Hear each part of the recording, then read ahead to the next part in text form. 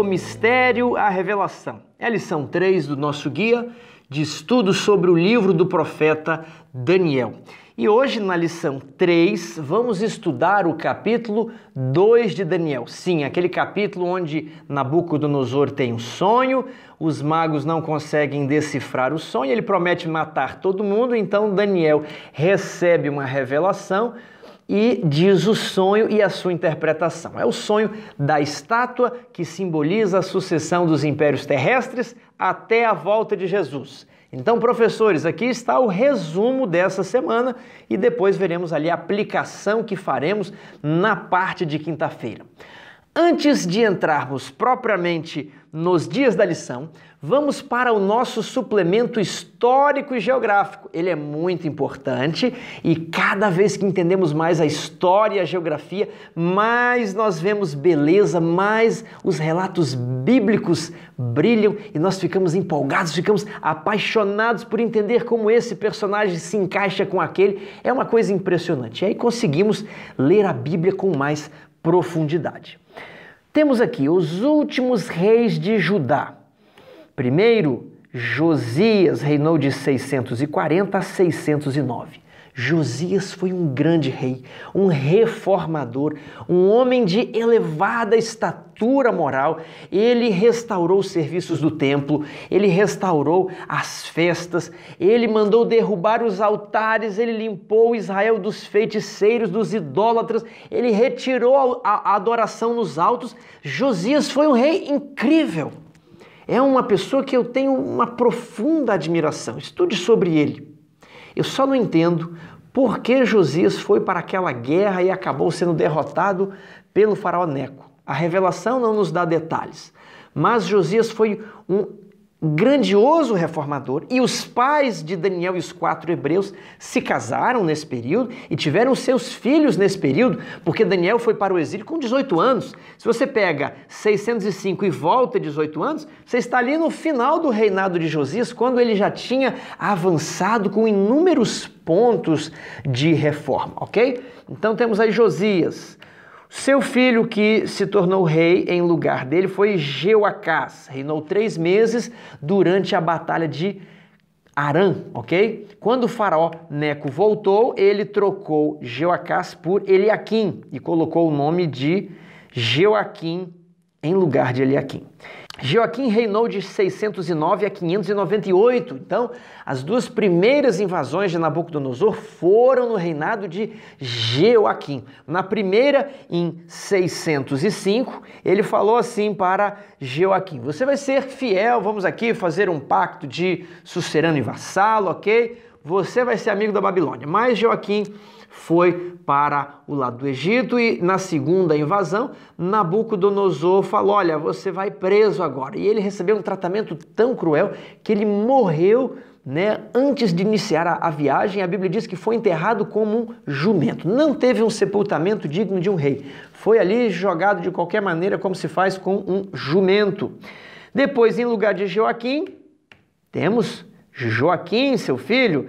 Está ali 598 a 597, mas os comentaristas dizem que foram apenas 3 meses. Nabucodonosor mandou buscá-lo preso para a Babilônia e ele ficou como um refém, para garantir a obediência dos judeus. E os judeus ficavam com aquela esperança que um dia Joaquim retornaria para reassumir o trono. Então, no lugar de Joaquim, quem foi escolhido rei? Outro filho de Josias, Matanias, que teve o seu nome mudado para Zedequias. Ele foi o último rei de Judá e a história que vamos contar agora. Nesse próximo gráfico você tem os eventos que estudamos na semana passada. Nós vimos que a Síria chegou ao seu ápice, foi perdendo terreno, a Babilônia se rebelou, Nabopolassar, ele tentou conquistar a Síria de Sinchar-Ishkun, mas não conseguiu, a Síria também não conseguiu retomar o reino de Babilônia, e agora, ajudado por Siáxeres da Média, eles avançaram sobre Nínive e derrubaram aquela cidade em 612. Sinchar-Ishkun morreu, e depois disso, eles ampliaram seus respectivos territórios e a Síria se refugiou em Arã, e o rei que ficou ali, o último rei da Síria, foi Ashur-uballit II. E passados alguns anos, né, nós temos a Batalha de Arã em 609, quando Babilônia e a Média vão lá pelejar contra o restante do exército da Síria.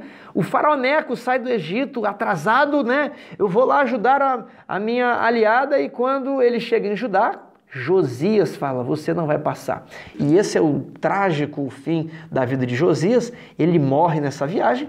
O faraó Neco prossegue para a batalha e, em lugar de Josias, Jeoacás sobe ao trono. Depois da guerra, a Síria perde, né?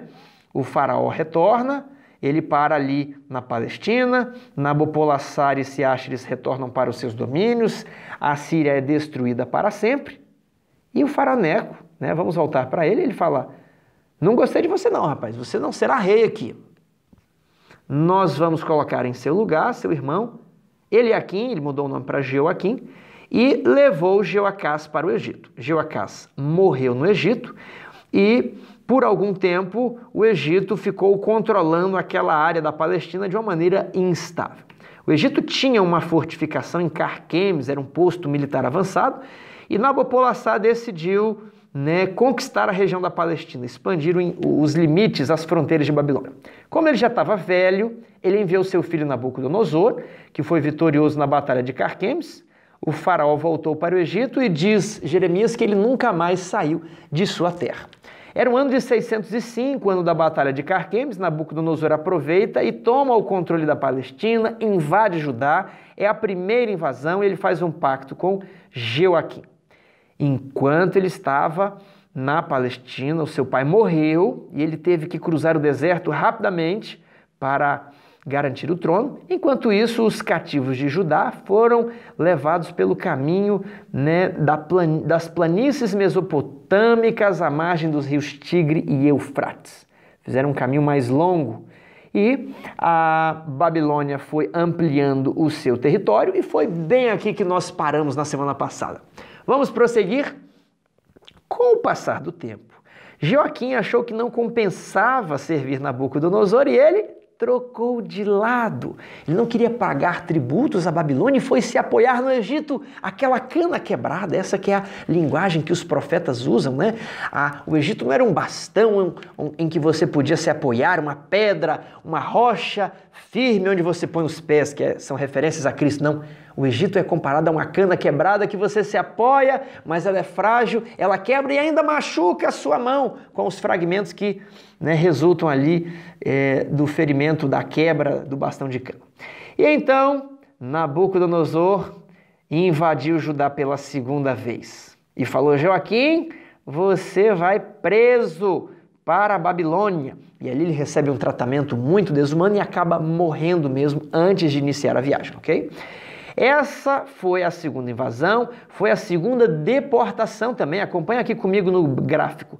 598, Nabucodonosor derruba Jeoaquim, Joaquim sobe ao trono, e é a segunda invasão e a segunda deportação. É nessa invasão, né, nessa deportação, que o profeta Ezequiel é levado para a Babilônia, um jovem também judeu, Ezequiel, e você tem ali o livro dele antes do livro do profeta Daniel. Então, né, Joaquim fica sendo o rei de Judá, Nabucodonosor volta, mas 3 meses depois ele manda prender Joaquim, e Joaquim fica no cárcere, fica como um refém, né, como uma garantia de que os judeus ficariam obedientes agora e não se rebelariam. No lugar de Joaquim foi escolhido Matanias, que teve o nome modificado para Zedequias. E é interessante você estudar a história de Zedequias. Aliás, eu aconselho que você pegue o livro Profetas e Reis e leia todos os capítulos dos últimos reis de Judá. É inspirador, é triste por um lado, né? Mas é elucidador, você vai entender muitas partes desse quebra-cabeça que é difícil de montar. Essa história está nos últimos capítulos de 2 Reis e do livro de 2 Crônicas. Então você procure lá os capítulos também do Profetas e Reis. Zedequias teve um relacionamento inconstante com Jeremias. Às vezes ele queria ouvir Jeremias, mas ele era fraco e ouvia os seus oficiais e depois dava ouvidos a Jeremias e depois não ouvia, ficava vacilante e por fim ele teve uma ideia não muito boa. Ele falou, não vou ficar do lado de Nabucodonosor não. Eu acho que o Egito vai acabar virando o jogo. E olha lá, Nabucodonosor ia conquistando seu território, Nabucodonosor ia ampliando as suas fronteiras e em 597 Joaquim vai para o cativeiro, Zedequias começa a ser rei, né? Mas ele decide ficar do lado do rei do Egito. E Nabucodonosor falou, agora não dá. Eu já tive muita paciência com esse reino de Judá. Ele invade pela terceira vez Judá.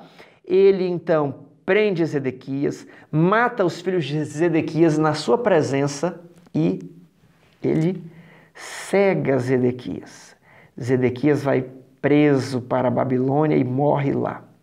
Nabucodonosor então queimou as portas de Jerusalém depois de um cerco, queimou os muros, destruiu tudo, destruiu o templo, levou o restante dos tesouros do templo que ele ainda não havia levado nas invasões anteriores, né? E deixou apenas um restante muito pobre ali, não havia mais rei. Zedequias foi o último rei de Judá. E ali, aqueles rebeldes em Jerusalém, com medo de Nabucodonosor, acabaram fugindo para o Egito e o país ficou desolado. As profecias se cumpriram porque os reis de Judá fizeram o que era mal aos olhos do Senhor e eles foram castigados. Deus permitiu que o inimigo viesse, Deus não mais poderia protegê-los como protegeu Ezequias daqueles assírios que invadiram ali. Ele enviou o anjo. Deus, quando nós estamos em perigo, ele envia o anjo dele para nos proteger. Mas quando nós nos colocamos fora do alcance, ele não mais pode fazer nada, nós sofremos as consequências de nossas próprias escolhas. Então esse é o triste fim do reino de Judá. Nós temos aqui a prisão de Zedequias e a data aí da terceira invasão e destruição de Judá.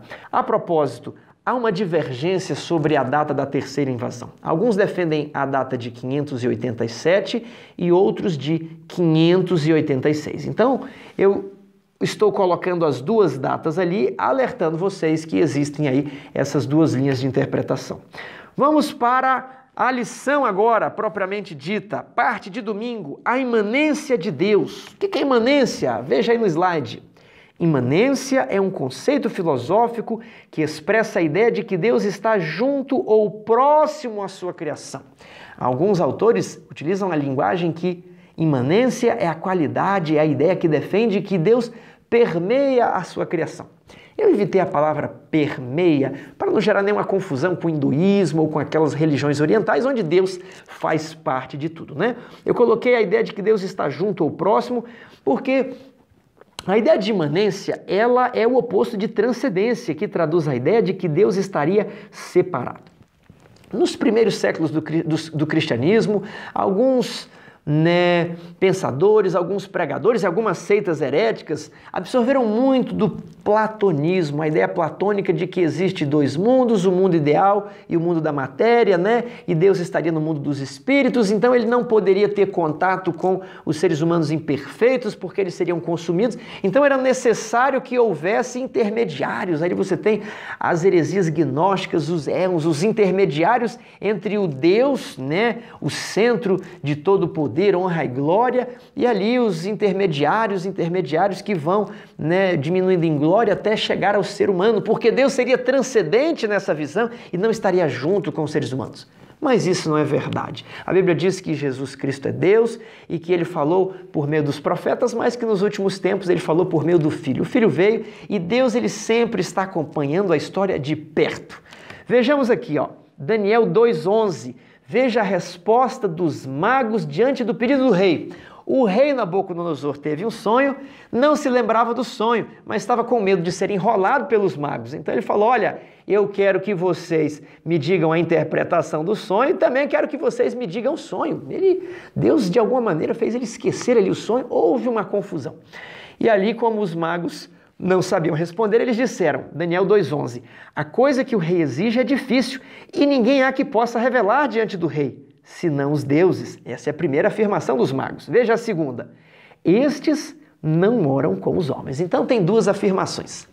Será que as duas são falsas? Será que as duas são verdadeiras? Veja aqui agora, Daniel 2:13. Saiu o decreto segundo o qual deviam ser mortos os sábios e buscaram a Daniel e aos seus companheiros para que fossem mortos. Aqui vem o clímax, ok? O clímax da crise. Conta a história, e aí de repente, e buscaram a Daniel e aos seus companheiros para que fossem mortos. Sobrou para eles também. Haviam acabado de sair da universidade, receberam elevados cargos como oficiais da corte, mas agora iam ser mortos sem terem feito nada de errado. Será que tinha valido tudo a pena, né? Olha Deus, o que Deus permite. Não foi assim que Daniel reagiu. Daniel falou, olha, me dê tempo.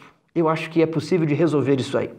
Ele então ora a Deus, busca sabedoria, Deus revela o sonho e Daniel salvou a vida de muitas pessoas, de muitos pais de família, né? Talvez eles já tivessem ciúmes de Daniel e iriam ter ainda mais ou talvez demonstrariam agradecimento porque por meio da coragem de Daniel naquele momento de crise, ele salvou a vida de muitas pessoas. Lembre-se disso, amigo. Crise vai, crise vem para mostrar quem é quem. Deus permite os problemas para chamar talvez a nossa atenção a algum ponto do nosso caráter que precisa ser modificado ou para provar a nossa integridade, né? Para demonstrar como ele fez com Jó, que ele tinha certeza de que nós seríamos fiéis, como foi com Jó. Daniel concordava com a primeira afirmação dos magos, mas não com a segunda. Daniel sabia que há um Deus no céu que revela mistérios. E o que Daniel fez? Aí já entramos, né? O link para a parte de segunda. A oração. Tá aí, ó. Um pedido, que está Daniel 2, 18, 19, para que pedissem misericórdia ao Deus do céu sobre este mistério. Então foi revelado o mistério a Daniel numa visão da noite. Não diz o conteúdo dessa oração. Vem aqui agora a segunda oração, louvor e agradecimento. Disse Daniel, seja bendito o nome de Deus, de eternidade a eternidade, porque dele é a sabedoria e o poder. É ele quem muda o tempo e as estações, remove reis e estabelece reis. Ele dá sabedoria aos sábios. Eu gostaria de destacar aqui 3 pontos dessa oração de Daniel. Primeiro, a necessidade de agradecermos pelas preces respondidas. Senão vamos ficar como aquele leproso que foi curado e não voltou. Quantas vezes Deus tem nos dado a cura, Deus tem nos dado o emprego, Deus tem nos dado a resposta, Deus tem nos ajudado de inúmeras maneiras. Nós ficamos tão felizes porque oramos e oramos por aquilo e falamos, olha, quando eu chegar em casa eu vou agradecer, que eu estou aqui no trabalho, que não dá para orar. E aí chegamos em casa e esquecemos de agradecer. Pense bem, necessidade de sermos gratos a Deus pelas orações respondidas. Segundo ponto, está no momento de crise, está passando por uma dificuldade, está enfrentando dívidas, você foi mandado embora do seu emprego, não tem comida, sua mulher já está pensando em largar você. Não se desespere. Está com problema? Peça sabedoria a Deus. Olha, é Ele que dá sabedoria aos sábios. A sua sabedoria é pouca, a sua sabedoria consiste em saber que Deus é melhor que você. Se você entender isso, você entrega o teu caminho ao Senhor, confia nele e o mais Ele fará. Isso que é sabedoria, porque é sabedoria ao sábio. Daniel era o sábio, não era? Não diz no capítulo 1 que ele se destacou, etc. Só que ele não foi falou, eu sou o sabichão, eu vou lá aqui agora na corte do rei e vou falar qual que é o sonho. Não! Eu não tenho a sabedoria, mas há um Deus no céu que revela mistérios. Ele orou e procurou, Senhor, me ajude nesse momento de crise. Crise vai, crise vem para mostrar quem é quem. Então, talvez você está passando por um problema com seu filho, problema com drogas. Talvez a sua mãe está doente com câncer. Eu não sei qual é a sua crise, mas crise vai, crise vem para mostrar quem é quem. Está com dificuldade? Peça sabedoria a Deus. O terceiro ponto dessa oração é o conteúdo de que é Ele que muda o tempo e as estações. Confie em Deus. Talvez Ele não responda a oração do jeito que você quer. Agradeça e confie em Deus. Ele muda o tempo e as estações. Ele remove os reis e Ele estabelece os reis. Isso aqui já é indicação do sonho, do mistério que foi revelado a Daniel. Vamos agora então para a parte de terça-feira, a estátua. Estátua parte 1.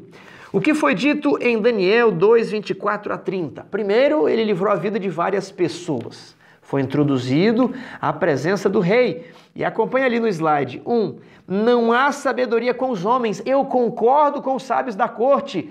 A sabedoria está com Deus. E o que você pediu, rei? O que o Senhor pediu? Apenas Deus, né? Os deuses para eles, o Deus do céu, apenas Ele sabe. E Ele revela mistérios, olha só, não há sabedoria com os homens, mas há um Deus no céu que revela mistérios. E a mim me foi revelado esse mistério. Deus achou graça aos meus olhos, Ele me falou, e eu vou te contar tudo, rei. Babilônia será substituída, outros tomariam o trono de Nabucodonosor. É justamente a pergunta 4, de acordo com o sonho, qual era o destino do rei Nabucodonosor? O rei dele iria passar. Tudo aqui passa. E aqui fica a nossa pergunta de reflexão. E você? O que acontecerá após a sua morte? Você está construindo para esta vida fugaz? Ou está lançando alicerce para a eternidade? Qual que é a sua escolha? Nós vemos aqui que todos os impérios, em um momento, eles caem, Deus estabelece e Deus troca quando acha que tem que trocar. Se você ficar se apegado demais aqui no ouro, na prata dessa terra, talvez você não vai prestar atenção quando vier a pedra, porque a pedra aparentemente não tem valor para a nossa sociedade. Mas a pedra é a rocha firme, é o reino que subsistirá para sempre. Isso aqui é o tópico que nós vamos explorar mais, professores, na parte final, no fechamento. Vamos entender agora qual foi o sonho de Nabucodonosor. Daniel chegou e falou assim, olha rei, eu vi que você estava deitado na sua cama, preocupado com o futuro, pensando no que seria depois disso. Então você viu uma estátua elevada num lugar alto da terra. Nabucodonosor já começou a acreditar, porque quem saberia o que ele estava pensando antes de dormir? E Daniel disse, você viu uma estátua. E essa estátua era uma estátua enigmática, composta de vários metais diferentes. E a cabeça dela era de ouro, o peito e os braços de prata. Os quadris eram de bronze, as pernas eram de ferro. Os pés eram de ferro e barro. E quando você estava admirando essa estátua, eis que veio uma pedra, que não foi lançada por uma mão, que não foi cortada, que não teve ali um homem naquela obra. Essa pedra feriu os pés da estátua e desintegrou todos os metais.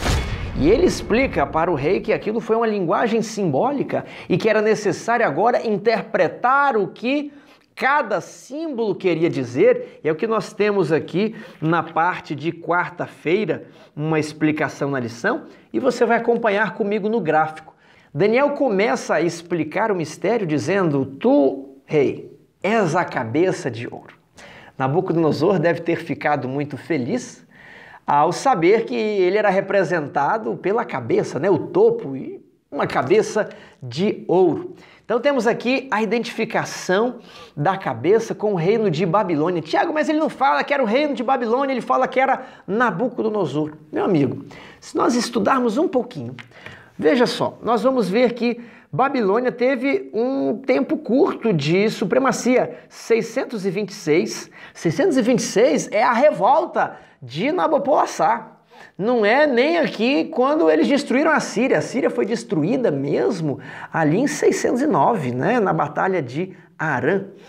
Então, Babilônia ainda luta pela supremacia com o Egito. E ali, em 539, ela é derrotada por Ciro. Então, os outros reis que vieram depois de Nabucodonosor não fizeram muita coisa. Foram reis, assim, fugazes, com um reinado curto de 2 anos.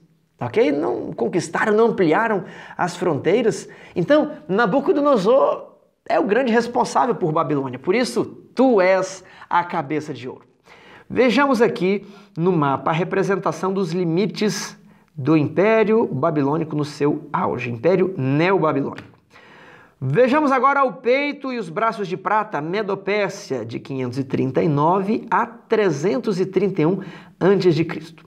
Nós temos aí a representação da Medopérsia, que se estende desde ali, quase da Índia, e vem no sentido para o oeste, passando pelo Oriente Médio, pela Pérsia, pelo Irã, por Israel. Ela segue ali para o Egito, dominou sobre a região da Anatólia e sobre algumas cidades gregas também. Vamos voltar para a estátua e ver que o bronze representava o próximo império. E na sequência, quem veio foi a Grécia, de 331 a 168. Vamos ver aqui o mapa. o Império Grego-Macedônico, que começou ali na Grécia, e Filipe II da Macedônia, ele consegue unificar ali os reinos, e seu filho Alexandre o Grande, que assumiu o trono após o assassinato do pai, em 8 anos saiu da Grécia e chegou até as Índias, né? É uma campanha fantástica, e depois ele morre na Babilônia. Foi uma conquista rápida e fugaz. O seu império foi dividido, nós vamos ver isso aí mais para frente. Temos então as pernas de ferro representando a força, o poderio militar de Roma, 168 a.C.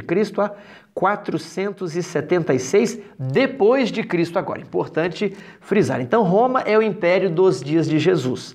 Agora o centro de poder se desloca um pouco para o oeste. Roma ainda governa o Oriente Médio, mas ela está mais focada ali no norte da África, né, onde era o Império Macedônico, a Península Itálica, a Europa continental, até Portugal, Espanha e também ali a ilha da Inglaterra. E agora temos então a Europa, os países europeus, de 476 até os dias de hoje e prosseguirá até a vinda de Cristo representada pela pedra.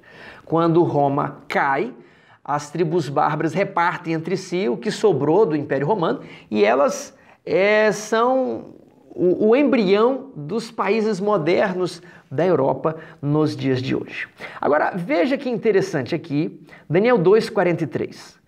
Quanto ao que viste do ferro misturado com barro de lodo, misturar-se-ão mediante casamento, mas não se ligarão um ao outro, assim como o ferro não se mistura com o barro. Ou seja, o reino dividido, os pés, eles não ficariam tranquilamente na posição de descanso. Não, eles tentariam se unir o tempo inteiro, mas não conseguiriam. Qual seria o artifício da união?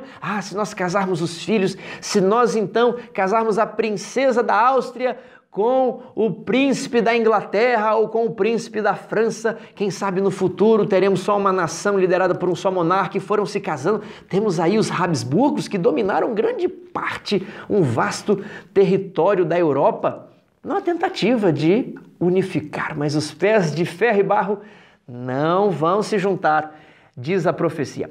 A título de curiosidade, Guilherme II, imperador da Alemanha, era filho de Frederico III, príncipe da Prússia, e de Vitória, princesa real da Grã-Bretanha. Sua mãe era tia da imperatriz Alexandra, a mulher do czar Nicolau II da Rússia, e a irmã de Eduardo VII, rei da Inglaterra.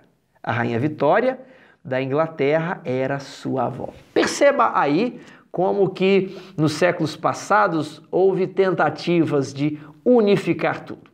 Mas a profecia se cumpriu perfeitamente. Nós vemos que Napoleão conquistou boa parte da Europa continental, mas não conseguiu conquistar a Inglaterra. Nós temos depois a Primeira Guerra Mundial, a Alemanha tendo um certo progresso e sendo derrotada.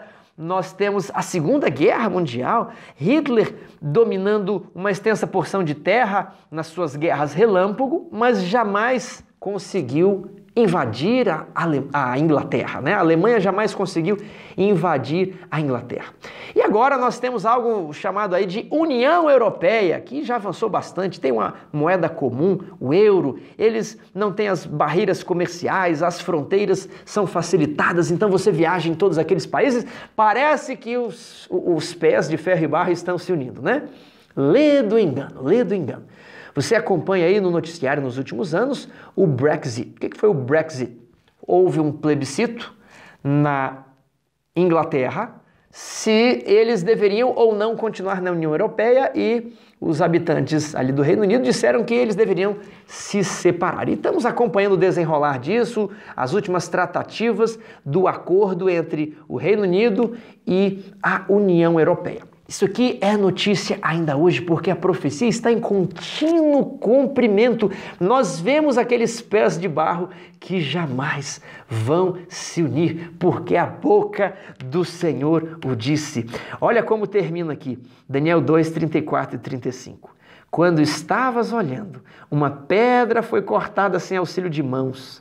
Feriu a estátua aonde? Nos pés de ferro e barro e os esmiuçou. Então a pedra, Jesus, ela virá nos dias dos pés de ferro e barro. Nos nossos dias, Mas então foi juntamente esmiuçado o ferro, o barro, o bronze, a prata e o ouro.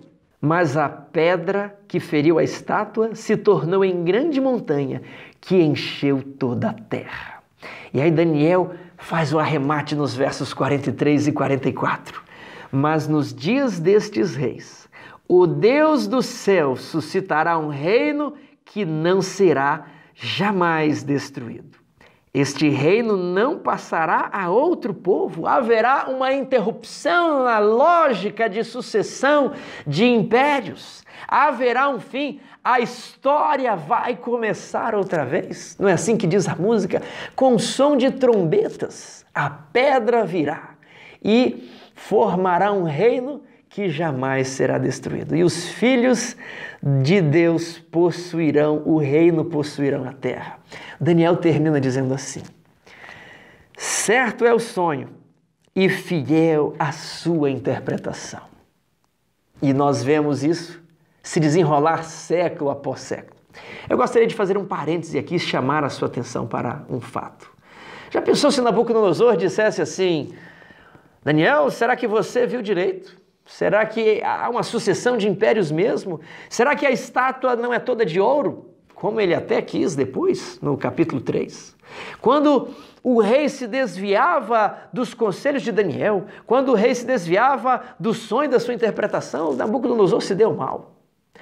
Certo é o sonho e fiel à sua interpretação. Se Nabucodonosor falasse assim, são só conselhos, segue quem quer, isso aqui não é importante é Moisés. Você não é Moisés, a Torá de vocês, né, que eram os livros que eles liam, né, não existia um Velho Testamento ali com os livros de Daniel, não existia o livro de Daniel. Daniel teve um sonho, uma visão e falou para o rei, e talvez, né, o rei falasse assim, mas isso aqui não está escrito em Moisés, o que importa é o que Moisés escreveu.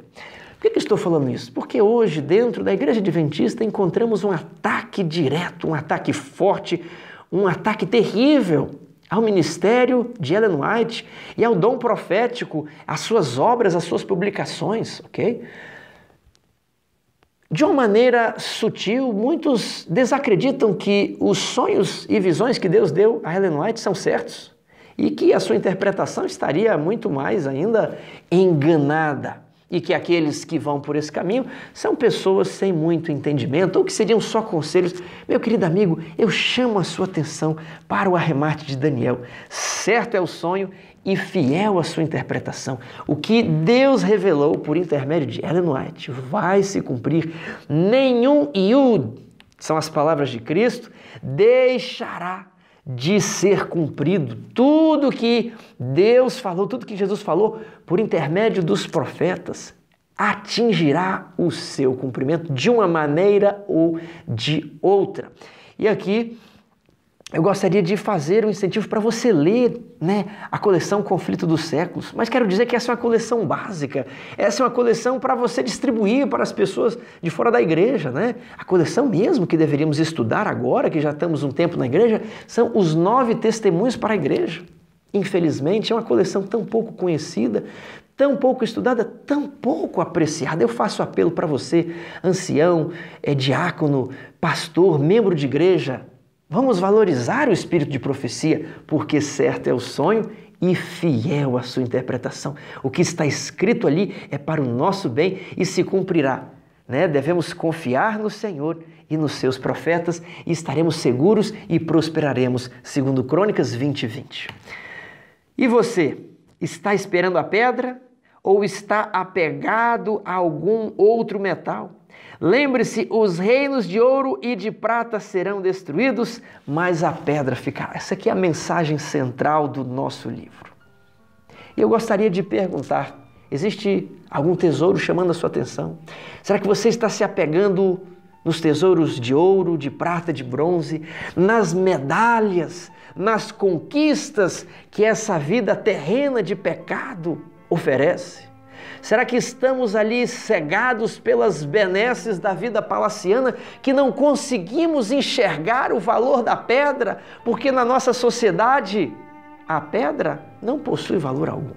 O que possui valor é o ouro, a prata e o bronze. São as conquistas, são os privilégios da vida do pecado. Agora saiba que a pedra que não é tida por valor destruirá todos os reinos terrestres. E essa pedra, a rocha que é Cristo, crescerá e formará um reino que jamais será destruído. Para qual vida você está edificando? O que vale você ter todo o mundo e perder a alma? Para o que você está edificando? Para você, para a sua família ou para a vida eterna? O que acontecerá depois que você passar, depois que você morrer? Nós temos uma maldição sobre nós. Deus disse, tu és pó e ao pó tornarás. Nós não somos nada, nós somos feitos de barro. E muitas vezes nos esquecemos e ficamos admirados, e ficamos fisgados, e ficamos enfeitiçados pelos prazeres deste mundo. Mas, querido amigo, eu gostaria de dizer que você se apegasse à pedra. A pedra nem sempre aparenta a riqueza do ouro e da prata. É um caminho estreito, uma porta estreita.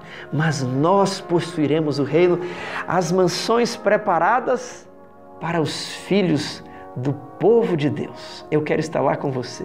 Eu quero conhecer cada pessoa desse canal. Eu quero dizer para você que, por algum tempo, eu fiquei admirando aí os reinos deste mundo. Deus me chamou para uma missão, mas por algum tempo eu fiquei apenas ouvindo sem dar atenção, sem andar no caminho que Deus estava me abrindo. E nós ficamos frustrados porque tudo aqui passa.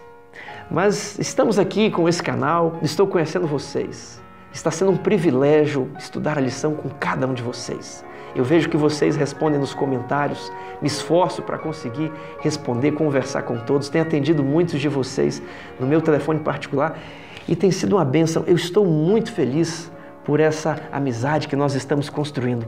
Agora, quando todos os reinos daqui passar, nós teremos o privilégio de nos encontrar debaixo da árvore da vida, nas mansões celestiais. Por favor, meu amigo, se esforce por entrar pela porta estreita, esforce por salvar a sua família, esforce por mostrar que fiel, que certo é o sonho e fiel a sua interpretação.